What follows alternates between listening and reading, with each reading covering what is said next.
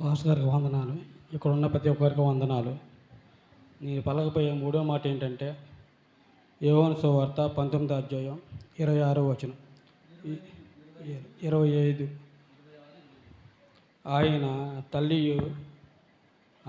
తల్లి సహోదరుని క్లోమా భార్య అయిన మరియను మగ్దలేనే మరియు యేసు శిలువనొద్ద నిలవండిరి. యేసు తన తల్లియు తాను ప్రేమించిన శిష్యుడును దగ్గరను నిలుచునుట చూచి, అమ్మ, ఇదిగో నీ కుమారుడు అని తన తల్లితో చెప్పెను.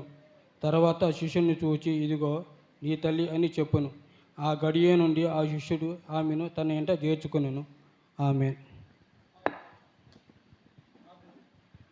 పరిశుద్ధుడా, ప్రేమగల తండ్రి, నీకు స్తుతులు, స్తోత్రం నాయన. నాకు ఇచ్చిన ఈ అవకాశాన్ని బట్టి స్తోత్రం నాయన. ప్రతి విషయంలో నీ కృపతోడు గురించి సాగని చెప్పి యేసు నామమున తండ్రి. ఆమేన్.